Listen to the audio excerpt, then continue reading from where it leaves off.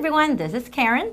Hi everybody, this is Shane. Today we're looking at part 1 of programming ethics into self-driving cars. And the vocabulary words are pregnant. Pregnant. Terry gave up her seat on the train for the pregnant woman. Good for you, Terry. Moral. Moral. To be honest, there is no right or wrong answer to this moral question. Researcher. Researcher. The researcher won an award for her important work on climate change. Spark. Spark. Justin's interest in African history was sparked by reading a book about the topic. Analysis. Analysis. Our next step will be to do an analysis of the data from the experiment. Response. Response. I am still waiting for a response from Greg about going to a movie tonight. He better call me soon. I don't think he will. I don't want to go alone. It's okay to go to movies That will be immoral if he does not respond to me. I guess you're right. Maybe I'll just take my self-driving car there. You have a self-driving car? I wish. That would be so cool. But today's topic really makes us think about some stuff about self-driving cars. Well, they sound really convenient. Yeah, but they're going to have to make some decisions, right? You mean like people, like how we make decisions? Exactly. So if it's going to stop the car suddenly, or maybe swerve to avoid pedestrians, it will have to decide, do I protect the people in the car?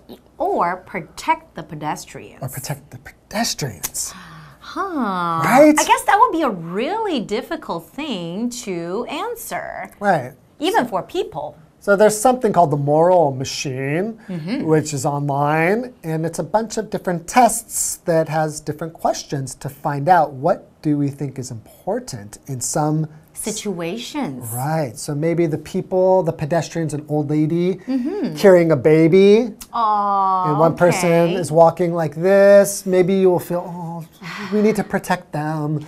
You know, it's difficult to make these decisions. So it's kind of like a survey, right? Yeah. Let's learn more about it. All right. Enjoy today's lesson. Enjoy. Programming ethics into self-driving cars. Imagine a situation where a self-driving car with 2 girls and a man inside is about to run over a pregnant woman, an elderly man, and a dog. You can remotely control the car, but you have only 2 choices. Crash into a nearby wall, saving the pedestrians but killing the passengers, or hit the pedestrians, killing them but saving the passengers. What do you do? Today's lesson is called Programming Ethics into Self-Driving Cars. Part 1. Hi everyone, my name is Jeff. And I'm Mike. And if you've been paying attention to the news in the last few years, you will know that self-driving cars are in our future. They are coming. Cars, trucks, buses, taxis, vehicles like that can drive themselves using very intelligent computers and lots of cameras. But what about the ethics? The questions of right and wrong, the moral questions about self-driving cars. If a self-driving car is forced to be in an accident, what will it choose to do? Hurt the young person or hurt the old person? Run over the dog or run over the cat? You pose an interesting ethical dilemma, and our article starts with one of these ethical dilemmas too. Yes. Okay. Imagine a situation where a self-driving car with 2 girls and a man inside is about to run over a pregnant woman, an elderly man, and a dog. In this situation, what is right? What is wrong? What is the ethical decision, self-driving car? Very difficult questions. Pregnant, this adjective basically means with child, a woman who is expecting to have a baby. It's sometime in that 9-month period where the baby is growing inside her. Obviously, when the woman is very pregnant, we can see a big bump. but pregnant women also, you know, even with a very young, small 2-month-old baby inside them, they need to be careful. And of course, they need to see special doctors and things like that. So a pregnant woman is at some point on her way to giving birth to a child or children. For example, Terry gave up her seat on the train for the pregnant woman. You see, this is an ethical thing. Often when we see a woman on a train, we might not give her our seat, but when we see a pregnant woman, many of us will. That's an ethical choice. We're saying it's the better thing to do to let that woman sit down. But sometimes the good choice to make, it's not so clear. That's why this is called an ethical dilemma. Now, back to the ethical dilemma in our article. You can remotely control the car, but you only have two choices, two bad ones. Crash into a nearby wall, saving the pedestrians, but killing the passengers, or hit the pedestrians, killing them, but saving the passengers. So, what do you do then? Wow, so you can either hurt the people in the car or hurt the people out of the car. You can't find a way to save both. And of course, this is a computer making this decision in the blink of an eye. This is a hard thing to do for a human being. What about a computer? Well, we'll take a break and then we'll be back with more. Hello， 大家好，我是 Hanny。今天的课文标题是 Programming Ethics into Self-Driving Cars。自驾车设计的道德难题。好，标题里面这个 self-driving 就是形容自动驾驶的 ，self-driving car 就表示自驾车，没有人驾驶的车。那么 ethic 它表示道德规范啊，或是伦理，常常是用复数形来表达。它的形容词是在字尾加上 al 变成 ethical 就是形容道德的、合乎道德的或是伦理的。好，课文一开始要我们想象一个情境，有一台车，它载着2个女孩和1名男子的自驾车，即将要撞倒1名孕妇、1位老先生，还有1只狗。然后你可以远端来遥控这台车，那目前就只有2个选择，你要么就是避开行人，然后撞上附近一道墙，但是这会造成车上的乘客死亡。要么呢，你就是撞上行人，害他们死掉，可是你却可以拯救车上的乘客。遇到这种两难的情况，你必须马上做出决定。那你会怎么做呢？刚刚老师们用到 dilemma 这个字 ，dilemma，dilemma 就表示进退两难的局面或是窘境。好，老师还用到 in the blink of an eye。In the blink of an eye 是指一眨眼间，也就是一瞬间，它是用来比喻在很短很短的时间内。好，那我们再来看单字 pregnant， 它是形容怀孕的。Mike 老师提到说，女性怀孕的时候，腹部肚子会隆起。那老师用到 bump 这个字 ，bump 当名词，它可以指隆起或是凸块。那这个字其实也可以表达你因为碰撞引起的肿块。好，至于补充单字 pedestrian 就表示行人。接回到课文中。Programming ethics into self-driving cars. This is one of many scenarios that you can find on the Moral Machine, an online platform created by MIT researchers. The goal of the project is to spark debate about how to program machines, in this case self-driving cars, to make moral decisions. Yes, everyone, it's sad but true. Not every question has an easy answer. And when it comes to these ethical dilemmas, sadly, you can't do what you want. You can't save everyone in some situations or in scenarios like the one we were just talking about. Yes, that scenario, that ethical dilemma. This is one of many scenarios that you can find on the Moral Machine, an online platform created by MIT researchers. And I imagine these researchers are researching self-driving cars.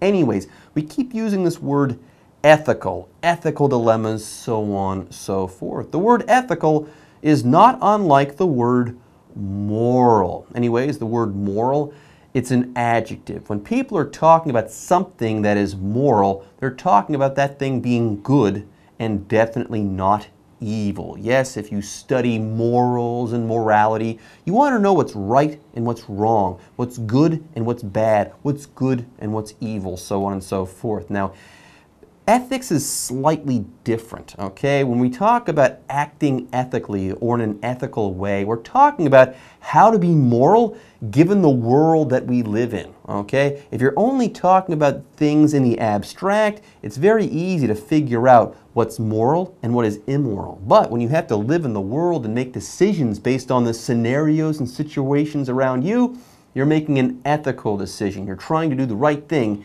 even though it might be difficult to do so. Anyways, for example, to be honest, there is no right or wrong answer to this moral question. Often there isn't a right or wrong answer, and very often, like with our situation with the crashing car, both answers are not good. In both answers, someone will get hurt, but you have to choose one. This is one of these difficult scenarios or situations the researchers at MIT have come up with. A researcher is basically a scientist who does a lot of research. They probably work in a lab, they come up with studies and experiments, and by doing these studies and seeing what happens and collecting the data and information and then analyzing it and trying to learn from it, researchers help us to learn and discover things. Researchers do research, and then that research leads to new science and new discoveries. For example, the researcher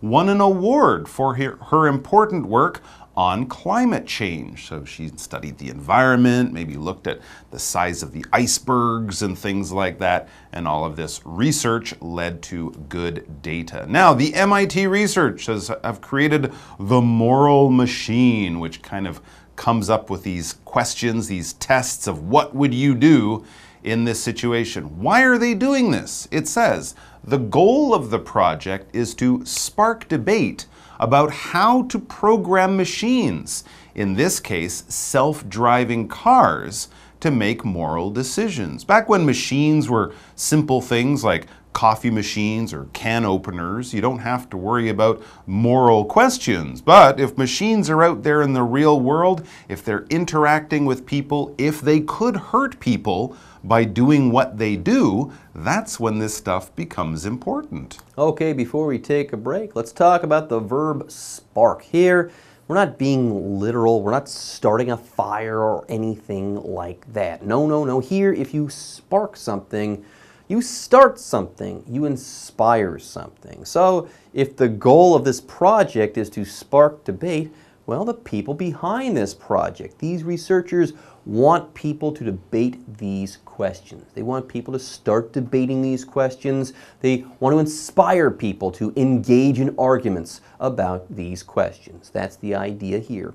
For example, Justin's interest in African history was sparked by reading a book about the topic. And yes, now Justin is passionate about African history. Anyways, folks, with that, it's time for us to take a break, but don't go away. We'll be right back after this. 麻省理工研究员呢有创立一个叫做道德机器 Moral Machine 的网络平台。那这项计划的目的是要来引起大众讨论，让大家讨论说要怎么设计机器程式来做出道德决定。那个平台上面有很多模拟情境，像我们刚刚说那个自驾车撞行人还是撞墙那种两难的情境，你就可以在平台上面找到。那我们先来看3个单字 Moral， 它是形容道德上的或是基于道德规范的。那它的名词是在字尾加上 ity 变成 morality 表示道德或是道德观。好，下一个单字 researcher 表示研究员，还有 spark 这个动词可以表达引发、引起或是触发，它也有点燃啊、发出火花的意思。那么补充单字 scenario 它表示设想的情境或是可能发生的局面，它是当名词。接着回到课文中。Programming ethics into self-driving cars. The Moral Machine website features tests that present users with difficult ethical choices. These tests involve passengers in a self-driving car whose brakes have failed and pedestrians crossing a road. In some tests, the pedestrians are doing so illegally, and in others they are not. Furthermore, factors such as age, sex, and even species of the characters are adjusted across each scenario. When users complete the test, they are given an analysis of their responses, including their preferences for characters they saved and killed the most. All right, folks, we're back, and next we're going to learn some more about the Moral Machine. The Moral Machine website features tests that present users with difficult ethical choices, ethical dilemmas. These are those questions where there might not be a right answer. It says these tests involve passengers in a self-driving car whose brakes have failed and pedestrians crossing a road. So it sort of puts people in the car. This is, of course, in a sort of imaginary scenario, not in a real situation, but it puts people in a car, a self-driving car, so the car is controlled by a computer, and then there are people out there who are in danger. What happens? Well, it says in some tests, the pedestrians are doing so illegally, and in others, they are not. Well, that's a good question. Sometimes people will cross the street illegally, against the law, basically in a place or at a time when they should not. Other times, in the scenarios, people are crossing on a green light. They should be allowed to cross. And that's not the only thing that changes. There's more. Furthermore, factors such as age, sex, and even species of the characters are adjusted across each scenario. So think about our scenario from before. Instead of having a pregnant woman, let's say it's a pregnant cat. What do you do then? Good question.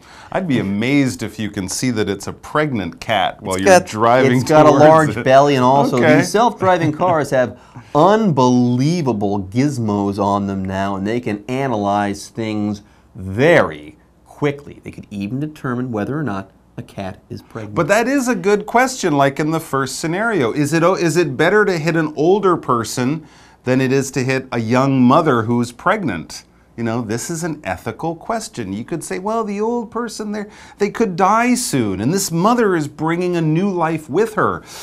Oh, that's a hard thing to decide. So it says when users complete the test, they are given an analysis of their responses, including their preferences for characters they saved and killed the most. So the computer will say, you like to kill this kind of person. Well, it's, as we said, there's often not a correct answer, but it is very interesting for science and to help people program self-driving cars in the future. Now, earlier I used the word analyze. Self-driving cars have gizmos and technology that can analyze things quickly. That's the verb. Analysis is the noun. That's right. Also, when we talked about researchers, they will do experiments, they will collect the data, and then they will analyze the data. They will study it very carefully. They will look at it from many different angles. They will compare it to information from older studies. And all of this work, when they're taking the data and seeing what they can learn from it, getting as much science out of that, that is an analysis. For example, our next step will be to do an analysis of the data from the experiment. There you go. Now we also have the word response to talk about. It's a noun. A response is kind of like a reply. It's a reaction. It's how you react or respond to a situation. Yes, the noun is response. The verb is respond. For example, I am still waiting for a response from Greg about going to a movie tonight. Yes, how is Greg going to answer? We don't know. We don't know what his answer is. All right, folks, with that, today's lesson has come to a close, and it's time for us to say bye-bye. Take care. 道德机器主要的测验内容呢，是要向使用者来提出一些困难的道德选择。那这些测验有牵涉到坐在刹车失灵的自驾车里面的乘客，还有正在过马路的行人。在某些测验里面，这个行人还会有违法穿越马路的情形。那除此之外呢，每一个模拟情境里面也会去调整年龄啊、性别、物种等等。当使用者完成测验的时候，就会得到一份自己的偏好分析报告，包含你最常拯救的角色，还有最常杀死的角色。这样听起来好像还蛮有趣的。那最后来看单字 analysis。Analysis 它表示分析报告啊、结果或是分析。那它的动词是 analyze。它是拼作 analyze。那这个动词表示分析。Jeff 老师在解释单字时用到 gizmo 这个字 ，gizmo，gizmo 它可以用来指新奇的小器具啊、精巧的小玩意，常常就是用来指小的科技装置。那下一个单字 response 它是名词，表示回答、回复或是回应。补充单字 preference 它是名词，表示偏好或是喜好。好，以上是今天的讲解，同学别走开，马上回来哦。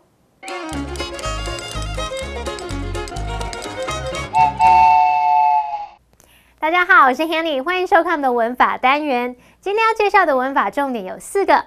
第一个是 WH 疑问词加不定词形成名词片语。第二个是副词片语 in this case。第三个是 whose 引导关系子句的限定用法。第4个是分词片语。好，我们先来学 WH 疑问词加不定词来形成名词片语。我们知道 WH 疑问词就包含了 what, when, where, who, which, how 等等。那他们都可以用来问问题啊，形成问句。可是他们也可以用来引导名词子句，让那个子句具有名词的功能。例如 I don't know what I should say。我不知道我该说什么。好，那既然不知道该说什么，我们可以下课了呢？不行，还是要把文法学好。这个例句里面呢 ，what I should say， 我该说什么，就是一个名词子句，它是用来当 know 的受词。可是同学们有没有发现，句子里面出现2次 I don't know what I should say， 重复2次 I。那不管讲中文也好，讲英文也好，大家都会懒得讲重复的字词嘛，所以我们就要学一个精简句子的方法，就是把这个名词子句把它简化成名词片语。什么意思呢？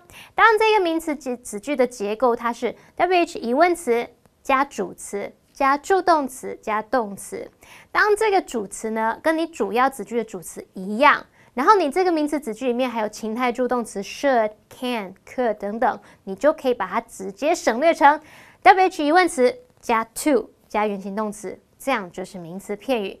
好，我们来试试看，像刚刚的例句 I don't know what I should say。主要子句的主词是 I， 名词子句的主词也是 I， 而且你的名词子句里面还有助动词 should， 那我们就可以直接把 what I should say 简化成 what to say。好，那就是 I don't know what to say， 我不知道该说什么。接着我们来学 in this case， 这个片语很简单，就直接照字面上的意思，表示说在这个案例中，在这个情况当中。例如 Although Mr. Clark is an expert, I think in this case he is wrong。 虽然克拉克先生是个专家，不过我认为这件事情他是错的。好，接着我们来学 whose 引导关系子句的限定用法。好，whose 就是谁的，那它当所有个关系代名词的时候呢，意思就是什么什么的。举例来说，你把 whose 摆在 the man 的后面，那就表示那名男子的。那你把 whose 摆在 the dog 后面，那就表示那只狗狗的。在这2个例子当中啊，男子和狗都是先行词，然后 whose 就可以带领一个关系子句去修饰它们。如果这个先行词是独一无二的人事物，那就不用限定范围咯。这时候你必须在 whose 的前面加一个逗号，有逗号就是说 whose 这个关系子句呢是用来做补充说明，那这就叫做非限定用法。如果你的先行词是非特定、非明确的对象呢，你就要去限定它的范围，然后这时候 whose 前面就不加逗号了，这是限定用法。例如 The man was upset， 那名男子很生气。那你可能会想问说，是哪一名男子很生气啊？那如果我们把例句改成 The man whose car was stolen was upset，意思就是说，那名车子被偷的男子很生气。那我们句子里面的先行词是 the man， 那名男子，然后 whose 就表示那名男子的。好，因为我们不知道是哪一名男子，所以这个关系子句 whose car was stolen 就是用来限定先行词 the man 那个男子的范围，说明那个男子是车子被偷的那个男子。那这就是限定用法 whose 前面就不加逗号咯。最后我们来学分词片语。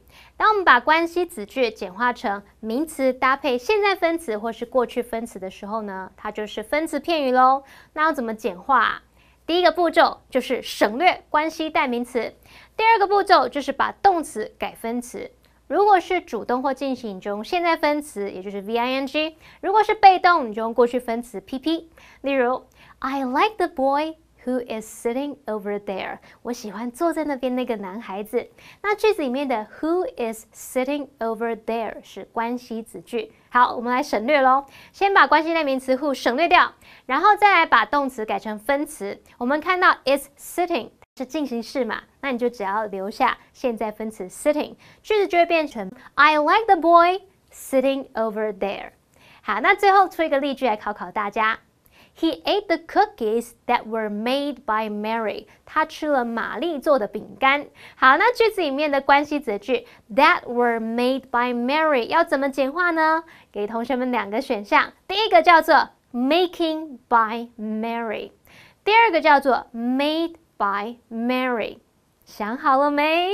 饼干会不会自己做出来呀？会自己生出来吗？不会嘛，饼干是被人家做出来的，所以就要用被动用法。那我们答案要选2 ，made by Mary。这个例句就可以简化成 He ate the cookies made by Mary。好，以上是今天重点整理，我们下次见喽，拜拜。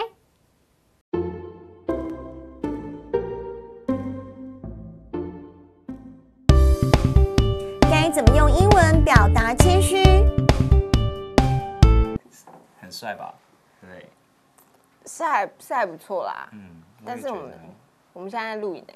哦，欢迎收看，就爱讲英文，我是 Kate， 我是 Steven， 晚上好。回来看我的照片，我跟你说，这一张啊，有差不多1000多个按赞。这真的还不错是不是？这是什么时候拍的啊？不过我们就是今天是要教大家如何谦虚。哦，我超不会谦虚的，真的看得出来，所以我们要好好的学一学。好吧，我觉得今天这个我还蛮需要的。我们今天到底要学哪一些句子呢？第一句 ，There's nothing to it， 没什么。对，如果今天我做了一件事情，然后你觉得真的很伟大，还是真的很厉害，然后你开始夸我，我呢本身可能会说 I know， 我知道我很厉害。但是如果今天你要比较 modest， 比较谦虚一点，你就可以说There's nothing to it， 没什么啦。你真的会这样说吗？我不会，所以刚刚讲这句，我自己都觉得很陌生。那我们来看第二句好了。第二句是 It's not worth mentioning。 Yes, it's not worth mentioning。这个就是跟刚刚第一句差不多一样的意思。如果人家开始提到你之前做过的很优秀的事情、很伟大的事情，你开始觉得有一点不好意思的时候，你会说It's not worth mentioning。这没什么好提的。对，这样的没什么不值得提啦，没怎样啦。但是其实很多次你讲这句话，就是希望他可以继续提。这是你个人心声吧 ？Yes。我以为是大家，但好像不太是。好，第三句呢是 It's nothing to brag about。什么是 brag 啊 ？brag 就是炫耀。这你真的会说吗？感觉很少听到Nothing to brag about 也是啊，就是刚刚跟第二句跟第一句差不多一样的意思，但是有多教一个单字就是 brag， 因为有些人就是很爱炫耀，很爱就是夸自己，那就是 brag。brag 是自夸的意思。如果是夸别人就不。Yeah， 如果是夸别人就不是 brag， 如果是夸自己是 brag。所以如果是今天我还是有点谦虚的话，我也会这样讲。如果你一直在夸我，It's nothing to brag about。你是说你刚刚说自己很帅，然后我就可以说 It's nothing to brag about。你也可以这样子讲我啊。好了，这完全没有谦虚的用途。好，第四句呢？第四句这个我真的比较少听到，但是我觉得还蛮有意义的。它是 It's nothing to write home about。这感觉有典故哎。而且它是意思是说，如果你今天做了一个很酷的事情、很伟大的事情，很多人会像以前年代的人会写信给爸爸妈妈，让他们知道他做了一个那么伟大的事情。对。但是如果今天你只是可能买到了一个很廉价的电视之类的那么小的事情，如果你就是写给爸爸妈妈，爸爸妈妈买到一个很便宜的电视，爸爸妈妈收到这个信应该就是翻白眼吧，觉得你干嘛还要浪费邮票的钱，就给我那么没有意义的一些资讯，所以就是 nothing to write home about。nothing to write home about。对啊，但我觉得很多次讲这句话是。真的，他做了一个很伟大的事情，可是他就是跟外人说，所以朋友之间比较不会这样说。Nothing to write home about， 但其实他可能已经写了很多信给爸爸妈妈炫耀了。又在讲个人心声。好了，人要谦虚一点啦。我自己等一下再跟你说，接下来演的 live action 的部分，我真的演的还蛮别扭的，因为不太习惯。但是如果你们要懂得怎么谦虚的话，可以看 live action 学习一下。Wow, you've got a really good rapper in the race. Oh, it's nothing to brag about. Oh, thanks for helping me with my report. There's nothing to it. And I think you're really good at analyzing marketing data. It's not worth mentioning. And you're so pretty today. It's nothing to write home about. And could you help me with my report again? Thanks. Bye! 一起来看看要怎么用英文表达谦虚吧。第一 ，There's nothing to it。第二 ，It's not worth mentioning。第三 ，It's nothing to brag about。第四 ，It's nothing to write home about。